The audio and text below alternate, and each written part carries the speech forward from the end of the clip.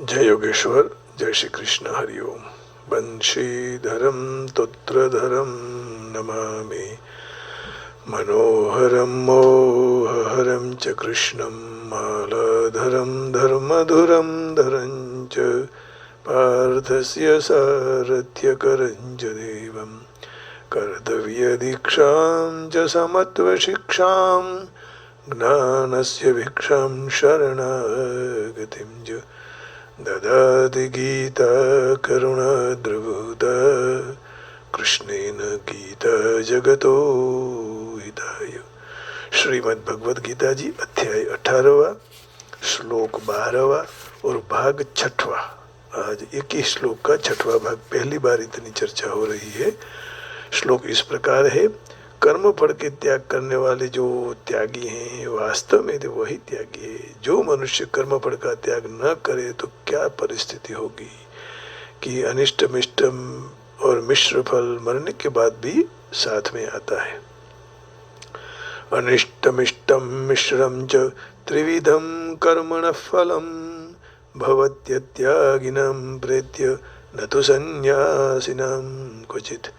कर्म फल का त्याग न करने वाले मनुष्यों के कर्मों का इष्ट, अनिष्ट और मिश्र ऐसे 3 प्रकार का फल मरने के बाद भी होता है, परंतु कर्म फल का त्याग कर देने वाले मनुष्य के लिए कहीं भी कर्मों का फल नहीं होता है, तो वो फिर वह छूट जाते हैं।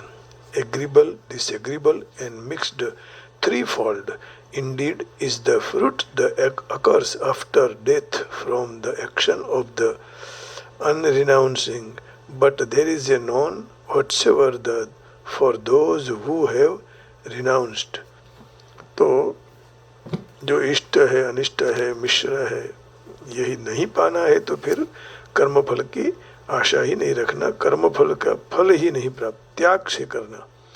For one who is not renounced, the threefold fruits of action, desirable, undesirable and mixed, occur after death, but those who are in the renounced order of life have no such result of suffer or enjoy। तो बाद में फिर आनंद नहीं मिलता ना। कर्म फल का यदि हम त्याग कर दें, क्या कहा भगवान ने श्लोक के मूल अर्थ में ये कहा कि कर्म फल के त्याग कर देने वाले मनुष्यों के कहीं भी कर्मों का फल होता नहीं है, छूट जाता है। तो प्रारब्ध कर्म के फल स्वरूप जो अनुकूल और प्रतिकूल परिस्थिति आती है, उन दोनों में अनुकूल परिस्थिति का स्वरूप से त्याग कर देने में तो मनुष्य स्वतंत्र है, परंतु प्रतिकूल परिस्थिति का स्वरूप से त्याग करने में मनुष्य परतंत्र है, अर्थात उसका स्वरूप से त्याग नहीं कर सकता, क्योंकि अनुकूल परिस्थिति ही दूसरों को हित करने के और उनके सुख देने के लिए फलस्वरूप में बनी है। प्रतिकूल परिस्थिति दूसरों को दुख देने के फलस्वरूप बनी है। इसको एक दृष्टांत से हम समझेंगे कि ये कैसे हो सकता है। श्यामलाल ने रामलाल को 100 रुपये उधार दे दिए, है ना। समझना क्या है हमें, अनुकूल परिस्थिति दूसरों का हित करने के लिए और उनको सुख देने के लिए फलस्वरूप बनी है, लेकिन प्रतिकूल परिस्थिति दूसरों को दुख देने के लिए उसके फलस्वरूप बनी है। अब इसका एक दृष्टांत देते हैं। श्यामलाल ने रामलाल को 100 रुपये उधार दिए और रामलाल ने वायदा किया कि मैं अमुक महीनों के बाद ब्याज के साथ मैं पैसे दे दूंगा। तो महीना बीत गया, रामलाल ने रुपये पैसे वापस नहीं दिए। श्यामलाल रामलाल के घर पहुंचे और बोले आपने वायदा किया था और रुपया नहीं दिया, अब दो। रामलाल ने कहा अब मेरे पास पैसे नहीं है, मैं परसों दे दूंगा। श्यामलाल तीसरे दिन परसों पहुंच गए, बोले ले लाओ मेरे रुपये। तो रामलाल ने कहा कि मैं अभी अपने पैसे इकट्ठा नहीं कर सका हूँ, फिर से मैं आपको परसों दे दूंगा। फिर परसों वहाँ पहुंच गए श्यामलाल, तो बोले रुपया दो। तो रामलाल ने कहा मैं कल जरूर दूंगा। तो दूसरे दिन श्यामलाल पहुंच गए, बोला दो मेरे रुपये। तो रामलाल ने कहा कि अभी रुपया इकट्ठा नहीं हुआ है, मेरे पास रुपया है ही नहीं, तो कहाँ से दूं। बोले फिर आप परसों आना। अब रामलाल की बातों को सुनकर श्यामलाल को क्रोध आ गया। परम दिवसे परसों परसों परसों कह के अब रुपया देता ही नहीं है। ऐसा करके रामलाल ने 5 चप्पल मार दिए और रामलाल ने कोर्ट में फरियाद कर दी। श्यामलाल ने बुलावा माया, पूछा गया कि भाई आपने उनके घर जाकर क्या उनको जोड़े मार दिए? श्यामलाल ने कहा हाँ साहिब, क्योंकि मैंने जोड़े मार दिए। मैजिस्ट्रेट ने पूछा क्यों? तो श्यामलाल ने कहा मैंने इसको रुपये दिए थे और वायदा किया था कि मैं 1 महीने में ब्याज के साथ पैसे दे दूंगा। अब 1 महीना बीत गया, उसके घर जाकर कल परसों आज परसों ऐसे मुझे बुलाकर तंग किया और पैसे भी नहीं दिए, इसलिए मैंने 5 चप्पल मार दिए, जोड़े मार दिए। तो सरकार 5 जोड़े के 5 रुपये काट कर मुझे और पैसे दिलवा दो। मैजिस्ट्रेट ने हंसकर कहा कि यह कोर्ट, यहाँ रुपया देने का जो नियम है, यह दंड देने का नियम है। हाँ, रुपया देने का नियम नहीं है, लेकिन दंड देने का नियम है। इसलिए आप चप्पल मारने के बदले में कैद और दंड भोगना ही पड़ेगा। आपको रुपया यदि चाहिए तो दीवानी कोर्ट में जाकर फरियाद करो।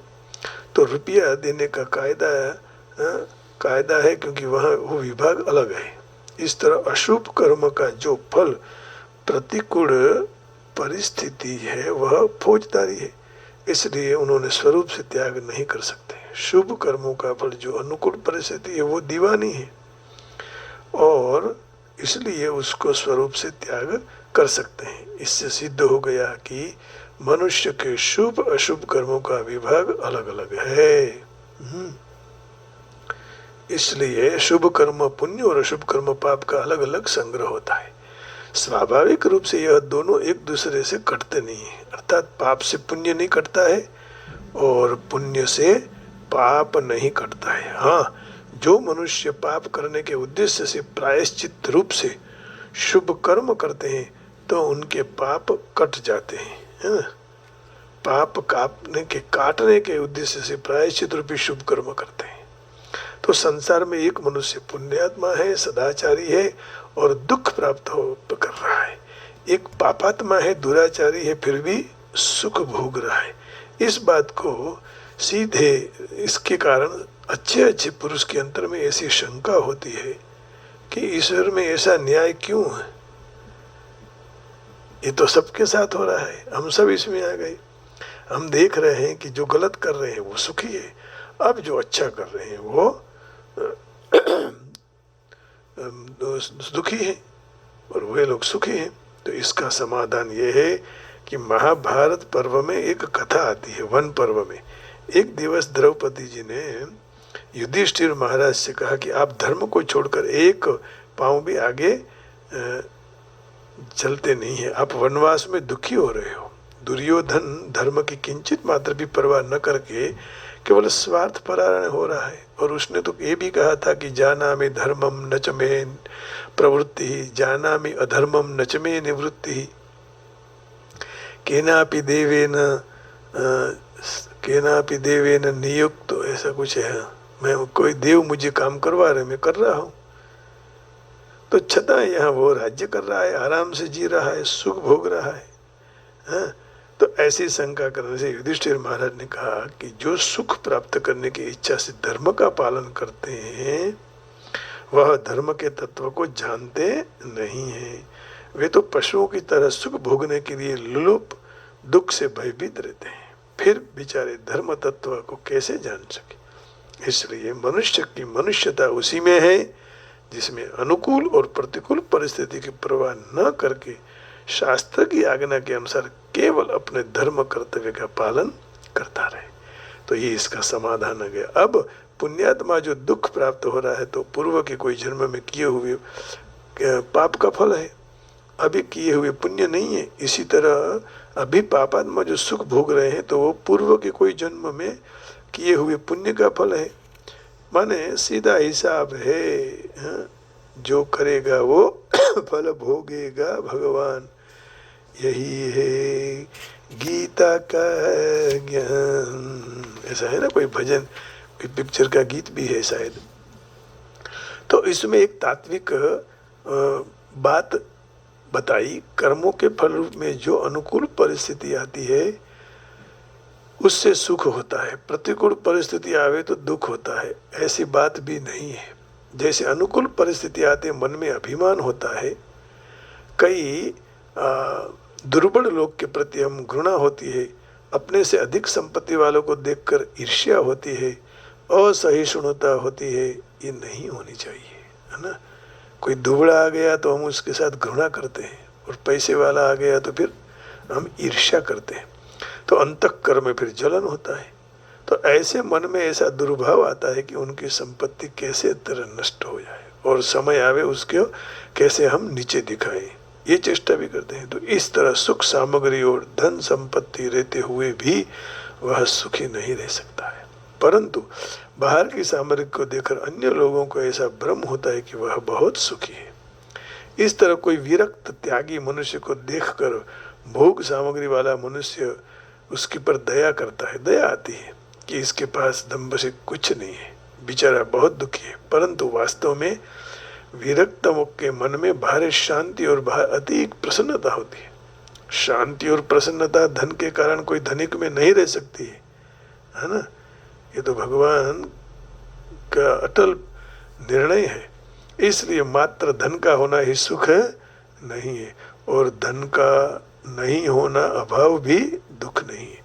सुख नाम हृदय की शांति और प्रसन्नता का, और दुख नाम हृदय की बलता माने संताप है।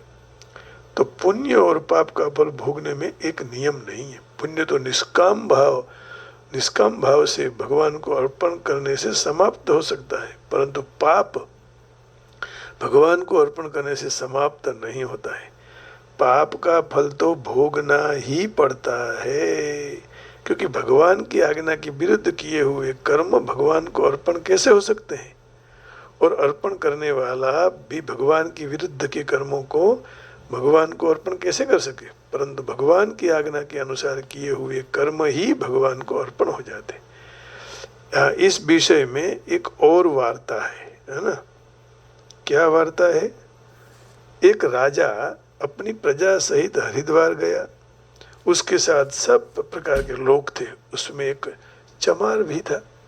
तो चमार ने सोचा कि बन्य लोग बहुत चतुर होते हैं, तो अपनी बुद्धिमत्ता से वह धनवान बन गया है। जो अपने भी उनके बुद्धिमत्ता के अनुसार चलेंगे तो हम भी धनिक बन जाएंगे। ऐसा विचार करके एक चतुर बन्य की क्रिया पर वह देख रेख रखने लगा।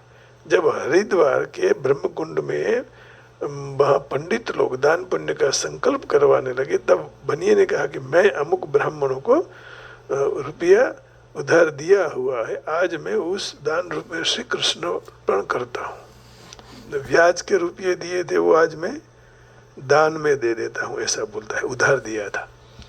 तो उसने देखा कि इसने कौड़ी भी नहीं दी, और लोक में वह प्रसिद्ध हो गया कि इसने 100 रुपये का दान कर दिया। कितना बुद्धिमान है, तो मैं भी उनसे कम नहीं हूँ। जब पंडित जी ने चमार को संकल्प करवाने का कहा, तो चमार ने कहा मैंने अमुक बन्नी को 100 रुपया उधार दिया है, और 100 रुपये को मैं कृष्णार्पण करता हूँ। उसने उसके ऊपर डाल दिया। तो ऐसी गामठी बोली सुनकर पंडित कुछ समझा नहीं, संकल्प करा दिया। अब चमार बहुत खुश हो गया, लेकिन बनिए की जैसे 100 रुपये का दान पुण्य कर दिया। अब सब घर पहुंचे, समय आवे, खेती हुई। खेती माने कृषक काम। ब्राह्मण और चमार खेत में खूब अनाज पैदा हुआ। ब्राह्मण देवता ने बनिया को कहा कि शेठ आप चाहो तो 100 रुपये का अनाज ले लो, उससे आपको नफा हो सकता है, और मुझे तो ये चुकाना है। तो बनिए ने कहा ब्राह्मण देवता, जब मैं हरिद्वार गया था तब मैंने आपने उधार दिए हुए 100 रुपये दान कर दिए। ब्राह्मण बोला सेठ मैं अपने पास से 100 रुपया उधार लिया है, दान नहीं लिया है, इसलिए मैं रुपयों को रखने की इच्छा नहीं रखता हूँ, ब्याज सहित में चुकने की इच्छा करता हूँ, दे देने की इच्छा। सेठ ने कहा आप यदि देना चाहते हैं तो आपकी बहन अथवा दिकरी को दे दो। तो मैंने 100 रुपया भगवान को अर्पण कर दिए, मैं नहीं लूँगा। अब ब्राह्मण क्या करे, तो वह फिर घर वापिस आया। अब बनिए ने बनिए के पास से चमार ने 100 रुपये लिए थे, तो बनिए ने चमार के खेत में पहुंचा और बोला, लाओ मेरे रुपये, हमारा अनाज पक गया है, 100 रुपये का अनाज दे दो। चमार ने सुनकर कहा कि ब्राह्मण ने देते हुए भी बनिए ने उसके पास के रुपये नहीं लिए। आखिर उन्होंने सोचा कि मैं संकल्प कर दिया है तो मुझे रुपया क्यों देना पड़े।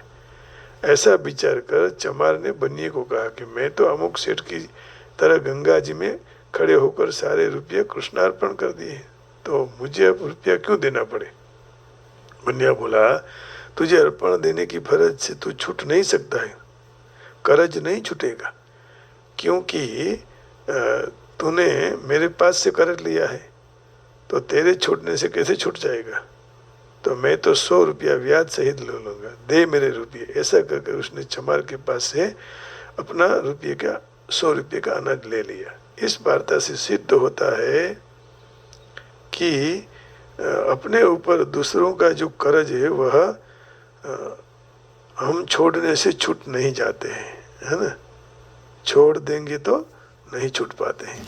इस तरह अपने भगवत आज्ञा अनुसार शुभ कर्म तो भगवान को अर्पण कर उसके बंधन में छूट सकते हैं, परंतु अशुभ कर्मों का फल तो हमें भोगना ही पड़ता है। इसलिए शुभ अशुभ कर्मों में समान कायदा नियम नहीं है।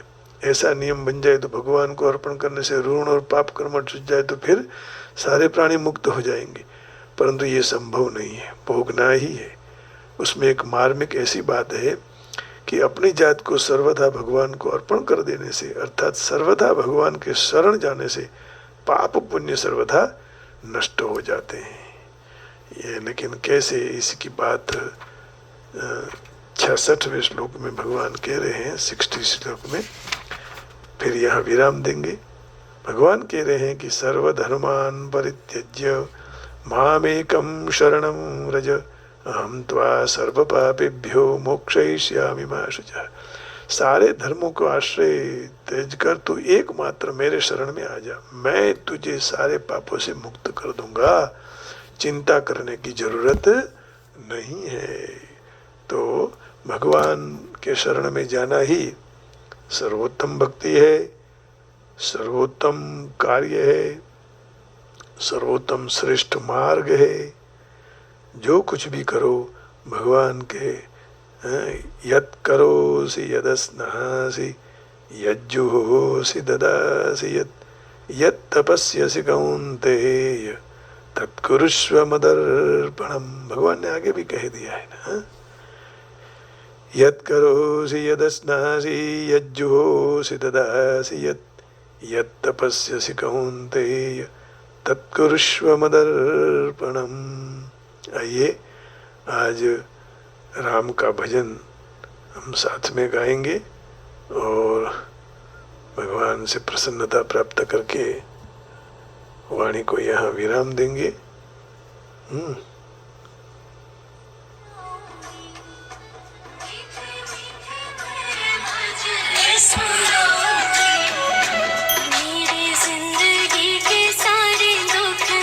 खुल जाएंगे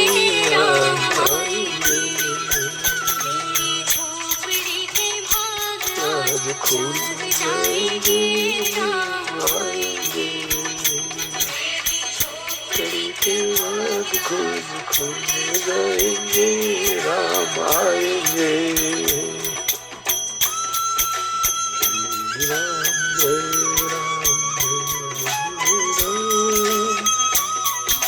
श्री राम जय राम जय जय राम, श्री राम जय राम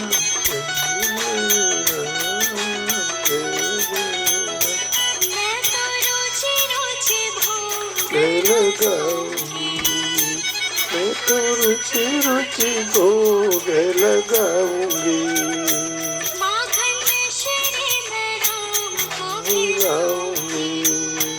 माखन मिश्री राम को खिलाऊंगी। प्यारे प्यारे राधे प्यारे श्याम संग आएंगे राम, आएंगे प्यारे बाद खोज खुल जाएंगे, राम आएंगे। झोपड़ी के बाद आज खुल जाएंगे, राम आएंगे। राधे राधे राधे राधे राधे राधे राधे। सीताराम सीताराम सीताराम सीताराम सीताराम सीताराम सीताराम जय सीताराम। हो जाएगा मेरा जन्म सफल हो जाएगा।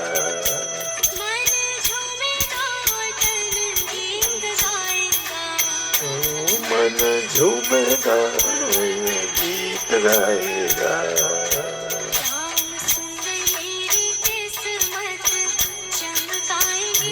राम आएंगे, के भाग आज खुल आएंगे, राम आएंगे। के भाग आज खुल जाएंगे, राम आएंगे।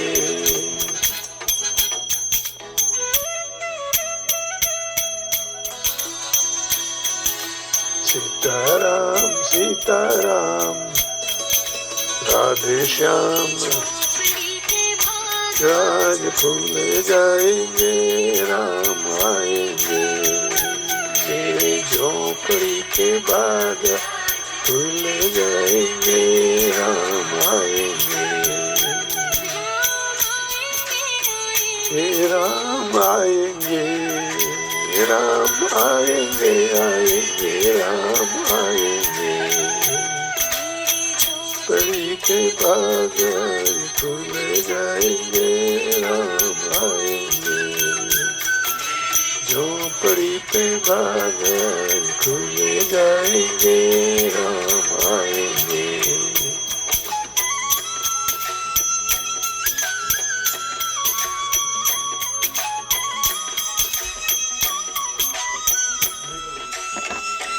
हरिओम हरिओम। जय श्री कृष्ण, राधे राधे। आप सबके हृदय में बैठे हुए राम भगवान को प्रणाम करके वाणी को विराम देता हूँ।